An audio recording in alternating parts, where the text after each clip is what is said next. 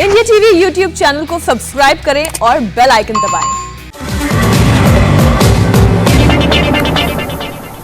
नमस्कार, मैं हूं सौरभ शर्मा। सोशल मीडिया पर गंगा किनारे की तस्वीरें जबरदस्त तरीके से वायरल हैं। गंगा किनारे बसे शहरों में सबसे ज्यादा वीडियोस प्रयागराज शहर के फैलाए गए। शमशान घाट की तस्वीरें विदेशी अखबारों में छपी। कांग्रेस की टाइमलाइन पर भी ऐसी ही तस्वीरें चिपकी हुई हैं। योगी आदित्यनाथ के ज्यादातर विरोधी इस वक्त गंगा किनारे की इन्हीं तस्वीरों पर पॉलिटिक्स कर रहे हैं। क्या सभी तस्वीरें नई हैं? इंडिया टीवी के लखनऊ ब्यूरो चीफ ने प्रयागराज जाकर आज ये पूरी रिपोर्ट तैयार की। गंगा किनारे इस वक्त क्या हालात हैं, प्रयागराज शहर की आज की तस्वीर कैसी है, देखिए ये एक्सक्लूसिव रिपोर्ट। कांग्रेस के वेरीफाइड ट्विटर अकाउंट से आज एक तस्वीर शेयर की गई। इस तस्वीर को कांग्रेस के कई नेताओं ने भी अलग अलग तरीके से वायरल किया। इस तस्वीर में गंगा नदी के किनारे जमीन में कई शव गड़े हुए दिखते हैं। क्या यह आज की तस्वीर है या कांग्रेस पुरानी तस्वीर दिखा रही है? राहुल गांधी लिखते हैं कि उनको लाशों की तस्वीर साझा करना अच्छा नहीं लगता। अगली लाइन में वो ये जोड़ देते हैं कि कोरोना वाली मौत की जिम्मेदारी सिर्फ केंद्र सरकार की है। राहुल जब केंद्र सरकार कहते हैं तो उनका एक ही मतलब होता है, नरेंद्र मोदी।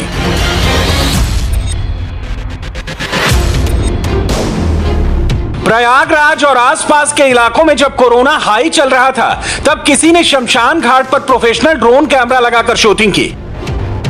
नदी किनारे रेत में गाड़े गए शवों के इसी वीडियो को नेशनल इंटरनेशनल मीडिया तक पहुंचाने की कोशिश की गई।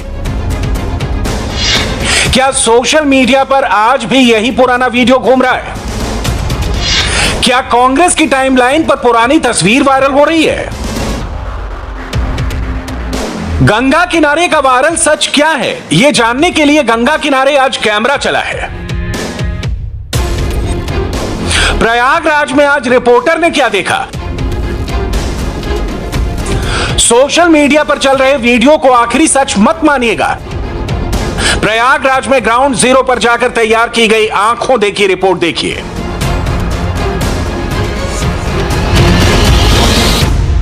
आज श्रृंगेरपुर का नाम आ रहा है कि यहाँ कुछ तस्वीरें आई हैं कि शव गंगा के किनारे दफनाए गए हैं बड़ी तादाद में। आज हम यहाँ पर फिर आए हैं। कुछ हालात कुछ क्या काफी बेहतर दिख रहे हैं। जो ये किनारा था, जो पूरा जो दफनाए गए शव जिसमें दिखाई दे रहे थे, आज कुछ इस तरह की तस्वीरें यहाँ पर हैं। आप यहाँ पे कितने साल से रहते हैं? हम यहीं के निवासी हैं, तीर्थ पुरोहित हैं यहीं के, यहीं जन्मभूमि यहीं है। तो पिछले दिनों जो तस्वीरें देखने को मिली, क्या हालात थे यहाँ पर? ये ऐसा है जी कि इसके पहले तो यहाँ ऐसा कभी नहीं था। ये जो कोरोना का पीरियड है, अगले महीने में जो 20 से लेकर 30 तारीख 10 दिन के अंदर बहुत ज़्यादा डेथ बॉडी आई यहाँ पे, 80-90 के करीब आई। उसी बीच में लोग कहीं इधर कहीं उधर देख नहीं रहे, उधर भी 100 वो दफनाया गया है। जिधर पाए उधर लोगों कर दिए। हम लोग विरोध भी किए तो लोकल के आदमी नहीं मानते थे, लड़ाई झगड़ा पे तैयार हो जाते थे और अपना जहाँ पाए वो दफना दिए। और उसके बाद तो अब तो यहाँ का हालात बहुत सुधर गया है जी। अब तो मुश्किल से 8-10 लाशें आती हैं और बाकी ऐसा कोई मंजर है नहीं यहाँ। तो ये जो दफना रहे थे लोग, जैसा आप बता रहे हैं कि रोजाना इतने शव यहाँ पे आ रहे थे, तो क्यों दफना रहे थे? हिंदू धर्म में तो दाह संस्कार होता है, चिता में अग्नि दी जाती है। हाँ जी, कुछ गरीब रेंज के लोग जैसे कि जिनके पास लकड़ियों की व्यवस्था नहीं है, हरिजन वर्ग के हैं, सरोज वर्ग के हैं, मौर्या हैं, इनके लोग में परंपरा है गाड़ने की। तो ये प्राचीन काल से चला आ रहा है जी। यहाँ पे पहले भी लोग दफनाया करते थे। तो पहले बहुत कम आती थी, 8-10 आ जाती थी तो कोई पता नहीं चलता था। और इस बीच में जब 100-150 आने लगी तो ये ज़्यादा सा फैल गया। तो इतनी ज़्यादा आई जो शव आए, क्या वजह? आसपास की जगहों से आ रहे थे? कहाँ से? 4 जिला की यहाँ लाशें आती है, जैसे सुल्तानपुर हो गया, प्रतापगढ़ हो गया, अमेठी हो गया, अपना इलाहाबाद हो गया। 4 जिला की 100 यहाँ पे आती हैं। तो उस समय ज़्यादा इकट्ठा हो गया। उधर इलाहाबाद भी बंद हो गया, सील कर दिया, तो सब यहीं पे लेकर आते थे, इसलिए यहाँ ज़्यादा भीड़ हो गई थी। 10 दिन ज़्यादा भीड़ थी यहाँ। कितना करीब आपने क्या बताया, कितना रोजाना आ जाती थी? 90-100 के लगभग आ जाती थी उस पीरियड में। कुछ पे तो अग्नि भी दी जाती है? हाँ जी, जिसमें से 75% जला देते थे और 25% लोग दफना देते थे। गंगा के जिस घाट से प्रयागराज जाने का रास्ता निकलता है वहां कोरोना के केस कम हो गए हैं। जिस शमशान घाट पर पहले 80 से 100 लाशें आ रही थी, अब वहां दिन में 8 से 10 शव आ रहे हैं। इतनी लाशें कोरोना से पहले भी यहां आती थी, यानी 8 से 10 शव आना यहां के लिए नॉर्मल बात है। सबसे ज्यादा गौर करने वाली बात यह है कि कोरोना जब हाई था तब भी यहां आने वाले 75% शवों का दाह संस्कार होता था और सिर्फ 25% शवों को नदी किनारे दफन किया जाता था। पहले लाशें बहुत ज्यादा आती थी, अभी कुछ सिचुएशन कंट्रोल में काफी हद तक नजर आ रहा है पहले के अपेक्षा। पहले हम लोग कभी बहुत खास मेरे एरिया में आना ही होता था तो आया करते थे तो पूरी गाड़ी वगैरह इधर भरी रहती थी, 15-20 बसें उधर खड़ी रहती थी, बहुत अधिक मात्रा में जो है हुआ करता। अभी स्थिति क्या है कि कंट्रोल हो गई है, बिल्कुल नॉर्मल स्थिति है। इतना तो पहले हमेशा रहा करता था। हाँ, तो सिचुएशन कंट्रोल यहाँ पे है। जो बीच का दौर था वो जो देखा वो कभी नहीं देखा, वो कभी जीवन में नहीं देखा। यहाँ पे 165 लाशें एक दिन में अधिकतम गिनी गई हैं। लोगों को लाशें जलाने के लिए वेट करना पड़ता था कि जगह खाली हो तो जलाया जाए। तो हालात फिलहाल अब कंट्रोल है, कोई बहुत दिक्कत नहीं है। यही हाल कोरोना का पूरे उत्तर प्रदेश में है। लगातार मामले कम हो रहे हैं, ग्राफ गिर रहा है। जहां 30 अप्रैल को हमने देखा था कि 3,10,000 एक्टिव मरीज कोरोना के थे, आज वो घट के 85,000 पे आ गए हैं। तो लिहाजा हालात बदले हैं और वो जो हालात बदले हैं वो यहाँ पर जमीन पर दिखाई भी दे रहे हैं। गंगा का किनारा वही है, नदी किनारे की रेत भी वही है। ड्रोन कैमरा लगाकर जिस जगह पर लाशों का वीडियो बनाया गया था वो जगह आज भी ऐसी ही दिखती है। यह वीडियो ना सिर्फ पुराना है बल्कि हकीकत से भी दूर है। सोशल मीडिया पर यह तस्वीर भी वायरल की गई, ट्विटर पर, फेसबुक पर, व्हाट्सएप पर, इंस्टाग्राम पर। मोदी के विरोधी आज भी यह इमेज घुमाते हैं। इस तस्वीर में इंडियन रेलवे की एक ट्रेन भी गुजरती हुई दिख रही है। मोदी को बदनाम करने के लिए इंडियन रेलवे पर भी भद्दे कमेंट किए गए। आज की सिचुएशन क्या है ये देख लेते हैं। रेलवे का पुल वही है, नीचे बहती हुई नदी भी वही है, लेकिन अब यहां शब्द नहीं गाड़े जा रहे, ना ही उतनी कब्रें दिख रही हैं जितनी कि इस तस्वीर में नजर आती हैं। कैमरा धोखा नहीं खाता, कैमरा झूठ नहीं बोलता। प्रयागराज में गंगा किनारे का सच यही है जो आपको टीवी स्क्रीन पर दिख रहा है। पुरानी तस्वीरों पर मत जाइए, वायरल तस्वीरों से धोखा मत खाइए। प्रयागराज की लेटेस्ट रिपोर्ट एकदम डिफरेंट है।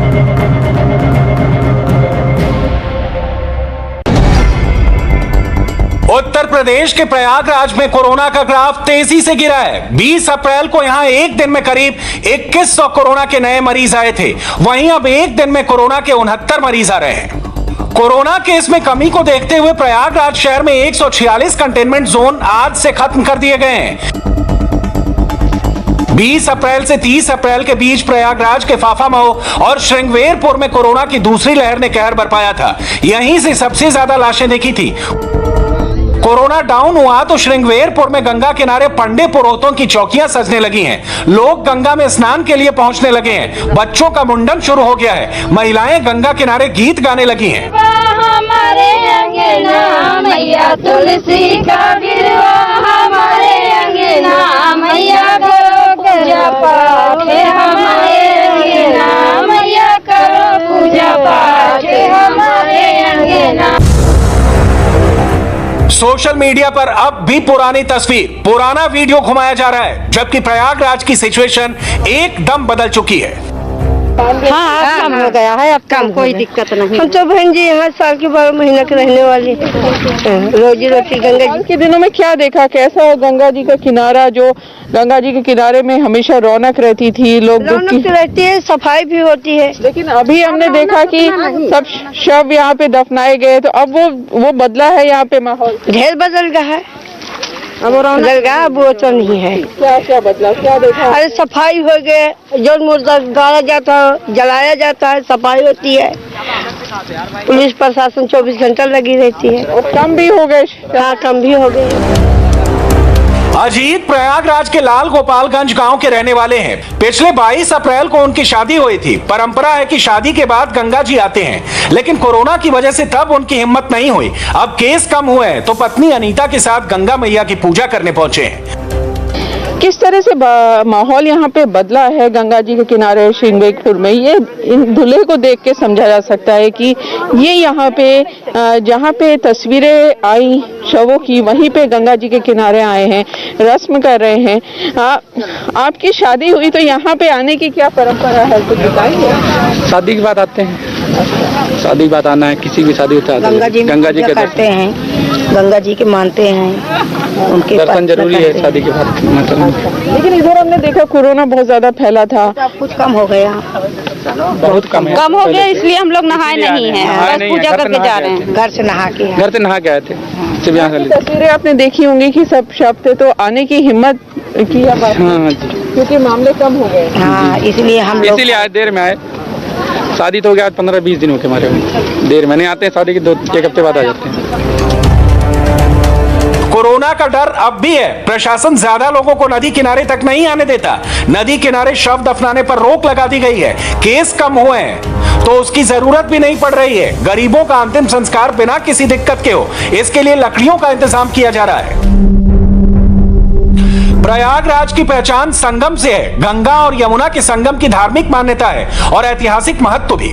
सोशल मीडिया पर संगम के बारे में बहुत कुछ कहा जा रहा है। संगम पर असल में क्या स्थिति है, रुचि कुमार की आंखों देखी रिपोर्ट से समझ में आती है।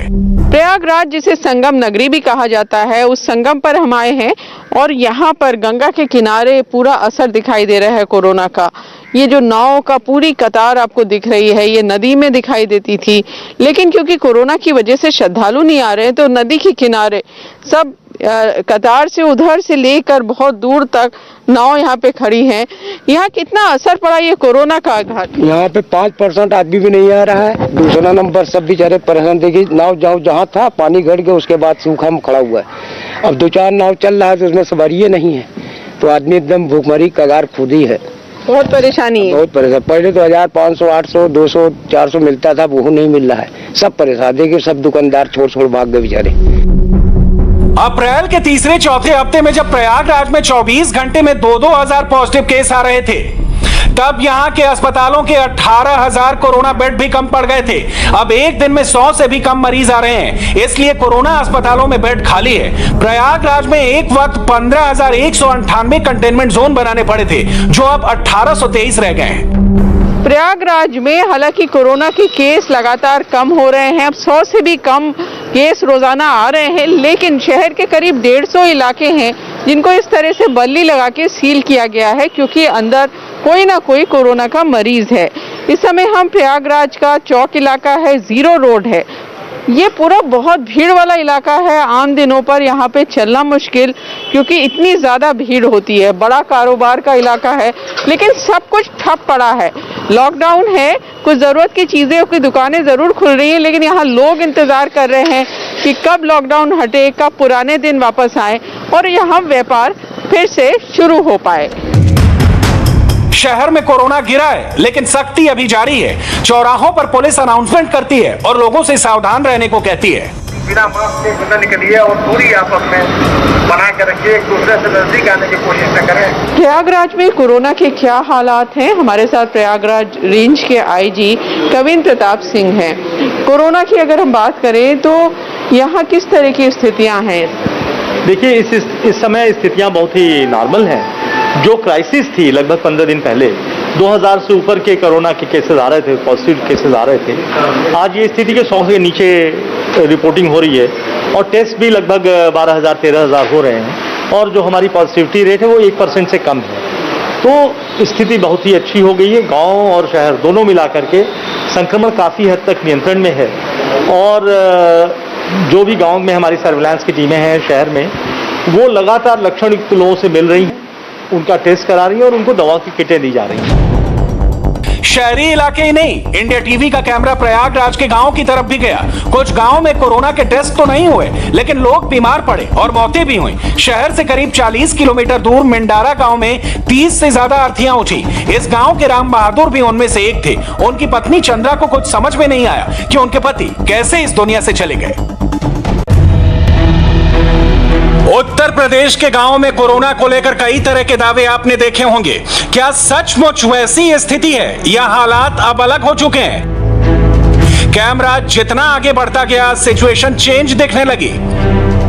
यह सच है कि कोरोना की दूसरी लहर ने प्रयागराज को हिट किया। गांव में लोगों की मौत भी हुई, लेकिन अब हालात को संभाला जा रहा है। प्रयागराज में छोटे बड़े करीब 5000 गांव हैं, जहां करीब 4000 निगरानी समितियां बनाकर उनको काम पर लगाया गया है।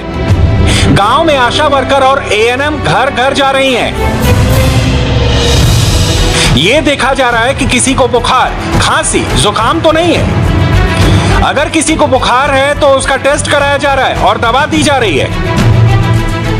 प्रयागराज का ये मिंडारा गांव है और आशा वर्कर और एएनएम निकली हैं, गांव में घर घर जा रही हैं, लोगों को समझा रही हैं कि कोरोना का खतरा अभी टला नहीं है, सावधानी बरतिए। घर घर जाकर लक्षण देख रही है कि किसी में लक्षण तो नहीं है। अगर लक्षण है तो उनका टेस्ट कराया जा रहा है, उनको दवा की किट दी जा रही है और टीका लगाने के लिए समझाया जा रहा है। तो हमारे साथ ये सारे लोग हैं और एएनएम भी हैं इनमें, और देखिए घर घर जाएंगी, लोगों को किस तरह से समझाएंगी। 2 टीका लगता है, हम लोग भी लगवाए, हम लोगों को तो कुछ नहीं हुआ है, तो कैसे आपको हो जाएगा। मिंडारा गांव के प्राइमरी स्कूल में कोरोना टेस्टिंग कैंप भी लगा है, लेकिन बीमारी की दहशत इतनी है कि बहुत कम लोग जांच कराने आ रहे हैं। पब्लिक यहाँ पे आ नहीं रही है। आशा और आंगनबाड़ी लगी हुई हैं, जाते हैं ताला बंद कर लेने, घर में कोई आना चाह नहीं रहा। सुबह 8 बजे से कैंप हमारा चल रहा है, अब तक में 6 लोग की जांच किए हैं। क्यों नहीं आना चाहते, क्या हुआ? अब इसके लिए तो कहते हैं कि पकड़ ले जाएंगे, ये करेंगे, सब अफवाह। मैम, अफवाह की वजह से लोग नहीं आ रहे हैं। लोगों को लग रहा है कोरोना की जांच कराएंगे तो लोग हमें यहाँ से उठा के ले जाएंगे, प्रशासन वगैरह वगैरह। लोगों के बीच में अफवाहें बहुत फैली हुई हैं। गांव में एक और मुश्किल ये है कि लोग कोरोना की वैक्सीन नहीं लगवा रहे। शहर के वैक्सीन सेंटर पर टीका लगवाने के लिए भीड़ लगी रहती है, लोगों को स्लॉट मुश्किल से मिलता है। लेकिन गांव में वैक्सीन को लेकर तरह तरह की अफवाह फैली है। कुछ लोगों को यह भी डर है कि टीका लगवाएंगे तो मर जाएंगे। लेकिन मेरा जो है किसी तरीके से कोई दिक्कत नहीं। मेरी वाइफ का भी टीका लगा है, वाइफ भी मेरी लगाएं, किसी तरह की कोई दिक्कत नहीं आई। हम लोग स्वयं लगवा करके लोग को प्रेरित करने का प्रयास कर रहे हैं सर। आप लोग टीका लगवाया? आप लोगों ने टीका लगवाया? नहीं ना, हम जाते ही नहीं घर से बाहर जल्दी, तो क्या लगवाएं टीका, हमको मालूम ही नहीं है कुछ। लेकिन ये तो मालूम होगा कोरोना है, इतनी बड़ी बीमारी है, गांव में भी आपके लोग बीमार पड़े तो टीका लगाना जरूरी है। इन सारी दिक्कतों के बावजूद कोरोना से लड़ाई जारी है। संगम नगरी प्रयागराज में जिंदगी वापस अपनी रफ्तार पकड़ने लगी है। वायरस अब भी है, कुछ लोग अब भी बीमार पड़ रहे हैं। हर रोज कुछ नए केसेस आ रहे हैं, उनमें से कुछ लोग अस्पताल भी जा रहे हैं। लेकिन करंट पैटर्न को देखकर लगता है कि प्रयागराज में सेकंड वेव का पीक निकल चुका है। इसलिए आगे से जब भी सोशल मीडिया पर कोई तस्वीर दिखाए तो उस पर भरोसा करने से पहले फैक्ट चेक जरूर कर लीजिए। घर घर में एक चर्चा आजकल यह हो रही है कि क्या तीसरी लहर आने वाली है। क्या तीसरी लहर में बच्चों को सबसे ज्यादा खतरा होगा। राजस्थान के अखबारों में तो कुछ ऐसी हेडलाइंस छपी जिससे बच्चों के माता पिता बहुत चिंतित हुए। ये वक्त लेकिन डरने का नहीं है, समझदारी से, सही जानकारी से ही हम कोरोना वायरस का मुकाबला कर सकते हैं। इसलिए तीसरी लहर पर पूरी साइंटिफिक जानकारी वाली ये रिपोर्ट आप जरूर देखिए। क्या कोरोना की तीसरी लहर आ गई है? अगर तीसरी लहर नहीं आई है तो राजस्थान से आई ये खबर हेडलाइन क्यों बनी है? राजस्थान से डेटा आया है जिसमें थर्ड वेव का अंदेशा जताया गया है, जिसका सबसे ज्यादा खतरा बच्चों को है। भरतपुर में 612 बच्चे पॉजिटिव पाए गए हैं। दौसा में 341 बच्चों में कोरोना के लक्षण। डूंगरपुर में 325 बच्चे कोरोना की कैद में। राजस्थान से आए यही आंकड़े डरा रहे हैं। चिंता इस बात की है कि तीसरी लहर की आहट तब सुनाई दे रही है जबकि दूसरी लहर गई भी नहीं है। पहली लहर में कोरोना ने बुजुर्गों पर अटैक किया, दूसरी लहर में युवाओं को सबसे ज्यादा शिकार बनाया, तीसरी लहर में सबसे ज्यादा खतरा बच्चों पर है। बच्चों पर खतरा क्यों बताया जा रहा है? उसकी वजह यही है, वायरस लगातार म्यूटेट हो रहा है, अपनी फितरत बदल रहा है। पहले बुजुर्ग, फिर युवा। माना जा रहा है कि अगर वायरस ने अपना रूप बदला तो बच्चों पर अटैक कर सकता है, और यही वजह है कि कोरोना से बच्चों को बचाने की जद्दोजहद की जा रही है। अगर हम ये देखें कि अगर हम पिछले दोनों वेव्स को देखें, एक बार जिसमें बहुत कम केसेस आए हैं या जो बच के रहा है, जिनमें केसेस अगर आए हैं तो बहुत माइल्ड रहे हैं, वो बच्चों में हैं, और वायरस तो वही है। इसलिए ये कहना कि अब अगले वेव में बच्चों के बहुत सीरियस होंगे या बच्चों में डेथ ज़्यादा होंगी, ये साइंटिफिकली ठीक नहीं लगता है। दूसरा चीज़ है कि तैयारी हमें करनी चाहिए, क्योंकि जो हाइपोथेसिस है लोगों का वो ये है क्योंकि बच्चे अभी प्रोटेक्टेड हैं, उनमें केसेस ज़्यादा हो सकते हैं, क्योंकि अभी तक वो घर पे रहे हैं, स्कूल पे नहीं गए हैं, या कॉलेजेस में लोग बच्चे नहीं गए हैं, और जब ये स्कूल और कॉलेजेस खुलेंगे, बच्चे आपस में मिलेंगे, तो शायद केसेस बढ़ सकते होंगे। तीसरी लहर का पहला ट्रेलर राजस्थान में दिखाई दिया है। सबसे ज्यादा 641 बच्चे भरतपुर में पॉजिटिव मिले हैं। अचानक से इतने ज्यादा बच्चों के संक्रमण को देखते हुए वहां चीफ मेडिकल ऑफिसर ने इसे तीसरी लहर बताया है। 612 18 साल से कम उम्र के बच्चे पॉजिटिव पाए गए हैं, और डेथ नॉन रिपोर्टिंग है। तो इसके संदर्भ में हमारे जनरल हॉस्पिटल में जो पीडियाट्रिक डिपार्टमेंट है उसमें सारी तैयारियां चल रही हैं, ऑक्सीजन पॉइंट बढ़ाए जा रहे हैं, और आईसीयू सेटअप, सीपैप, बाईपैप और वेंटिलेटर की सारी जो व्यवस्थाएं हैं वो की जा रही हैं, और अगर ऐसी स्थिति कुछ होगी तो उससे हम निपटने के लिए पूरी तरह से तैयारी कर रहे हैं। वहीं भरतपुर से 125 किलोमीटर दूर दौसा जिले में भी 341 बच्चों में कोरोना वायरस मिला है, लेकिन डीएम साहब इसे तीसरी लहर नहीं मान रहे हैं। पूरी तैयारी है। यहाँ पे हमने मेडिकल डॉक्टर्स के साथ एक बार एग्जामिन कर लिया है कि जो ट्रेंड है, जो एज ग्रुप है जिस पे ये टारगेट हो रहा है, तो उस हिसाब से तैयारियां हम कर रहे हैं। इसमें मतलब एज सच मेडिकली कोई अभी तक ऐसे कोई रिपोर्ट्स नहीं आई है जिसमें स्पेशली बच्चे यानी 12 ईयर से कम लोगों के बच्चों को मतलब कोई सीरियस इशू आया है। बट हमारी पूरी तैयारी है, मेडिकल डॉक्टर्स इसको एग्जामिन कर रहे हैं और पैटर्न को क्लोजली वॉच कर रहे हैं। अब जो भी है हमारे लिए सारे पेशेंट्स इंपॉर्टेंट हैं, जो भी अगर कोविड पेशेंट्स हैं उनको हम क्लोजली मॉनिटर। थर्ड वेव आई है या नहीं, सवाल इस बात का नहीं है। सवाल तो सबसे बड़ा इस बात का है कि अगर राजस्थान में अचानक से बच्चों में कोरोना का संक्रमण बढ़ा तो उसकी वजह क्या है, और ये संक्रमण आगे और ना बढ़े उसे रोकना कैसे है, और बच्चों की जिंदगी पर खतरा कितना है। इसीलिए बच्चों में संक्रमण को लेकर अगर कोई कंफ्यूजन है तो उसे जल्द दूर करना जरूरी है, और इसको लेकर तैयारी कितनी है इस पर ध्यान देना जरूरी है, क्योंकि दूसरी लहर की तैयारियों का खामियाजा देश देख रहा है। और इस बार बात नौनिहालों की है। तीसरी लहर और बच्चों में संक्रमण को लेकर एक विश्वसनीय और साइंटिफिक रिपोर्ट हमने तैयार की है। उसे समझाने के लिए हमारे संवाददाता राजस्थान के उन 3 जिलों में पहुंचे जहां सबसे ज्यादा बच्चों में संक्रमण फैला है। हमारे रिपोर्टर मनीष भट्टाचार्य ने दौसा भी देखा, भरतपुर भी गए और डूंगरपुर से भी रिपोर्ट फाइल की। दौसा का ये 14 लोगों का परिवार है जिसमें 9 लोग संक्रमित हैं, 2 की मौत हो गई है। अभी परिवार के बच्चे सबसे ज्यादा संक्रमित हैं। दौसा में संक्रमण तेजी से फैल रहा है। हम इस वक्त दौसा के कंवरपुरा गांव में मौजूद हैं। ये वो परिवार है इस दौसा के इस गांव में जहां पर लगभग 10 से ज़्यादा लोग एक ही परिवार में पॉजिटिव हैं। 2 लोगों की ही अभी हाल में मौत हो गई है, बच्चे भी संक्रमित हैं और यहाँ फिलहाल इलाज की गुहार लगाई जा रही है। हालांकि कुछ दिन पहले ही इस परिवार से 2 लोगों की कोरोना से मौत हो गई है और ये कमोबेश पूरे दौसा का यही हाल है। गाँव में लगातार संक्रमितों की संख्या बढ़ती जा रही है और खासतौर पर जिसमें सबसे ज़्यादा बच्चों में संक्रमण तेजी से फैल रहा है, यानी बॉर्न बेबी से लेकर 18 साल के वयस तक के में जो बच्चे हैं उनमें संक्रमण तेजी से फैल रहा है। यहाँ के जो लोग हैं परिवार के, उनसे बात करते हैं। वैसा पूरा गांव में आपका पूरा परिवार ही पॉजिटिव है इस समय? जी, हम परिवार की जांच हुई है, जिसमें से 9 तो हमारे घर के सदस्य हैं और 5 परिवार में है दूसरे। भतीजे थे दोनों ही। तीसरी लहर और बच्चों के संक्रमण को लेकर सरकार भी मुस्तैद है। संवाददाता मनीष भट्टाचार्य जब जानकारियां जुटा रहे थे उसी दौरान पीपीई किट पहनकर स्वास्थ्य विभाग की टीम भी गई। उन्होंने हमें बच्चों में सिम्टम से लेकर उसके खतरे की एक्चुअल रिपोर्ट दी। दौसा के गांव में बच्चों में संक्रमण फैल रहा है, जिसके बाद स्वास्थ्य महकमे की तरफ से टीमें गांव में जा रही हैं। आप देखिए पीपी किट पहनकर यहां पर आए हैं।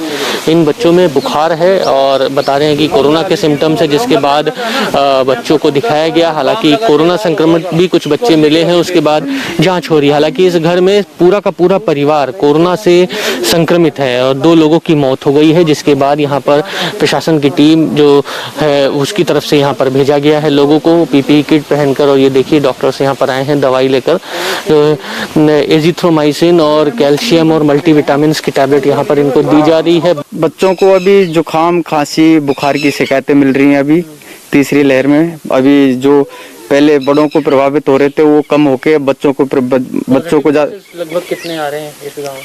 पॉजिटिव केस तो अभी ज्यादा तो नहीं है हमारे यहाँ पे, रोज 2, 4, 5 केस आते हैं बाकी। हाँ बच्चों में नहीं सीवियर ऐसा कुछ भी नहीं आया अभी तक, तो ऐसी सीवियरिटी का कोई वो नहीं मिला अभी भाई के जो भी कोई बच्चा सीवियर हो।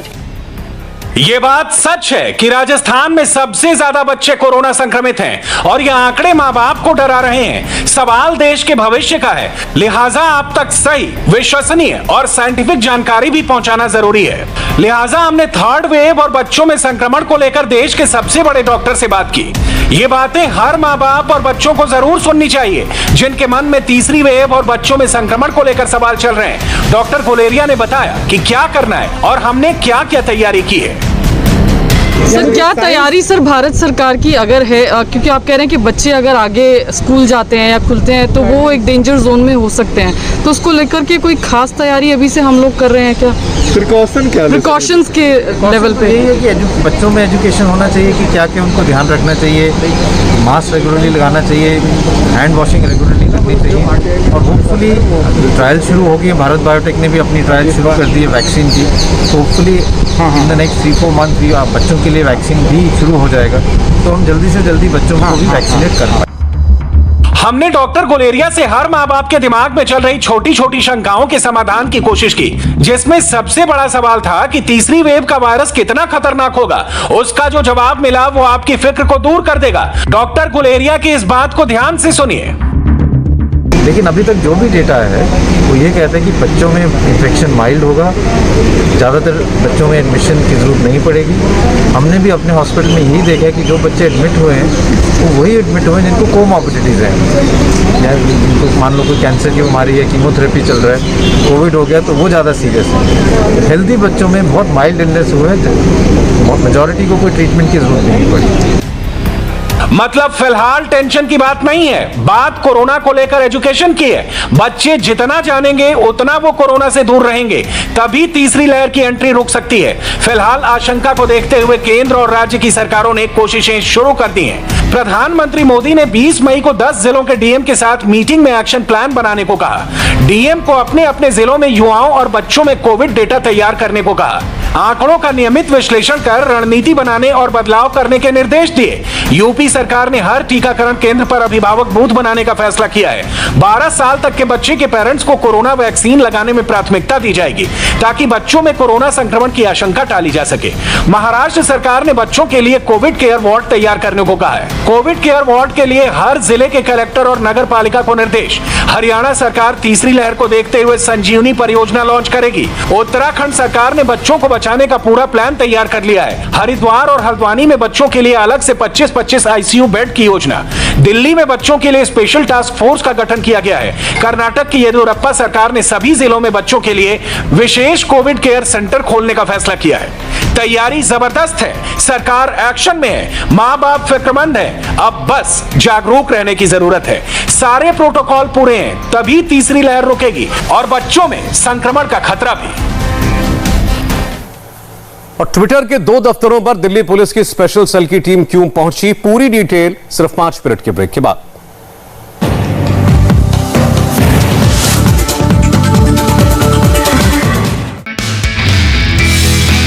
नमस्ते, मैं हूं मीनाक्षी जोशी। वीडियो और खबरों से अपडेट रहने के लिए India TV YouTube channel subscribe करें, बेल आइकन दबाना ना भूलें। जुड़े रहें इंडिया टीवी के साथ।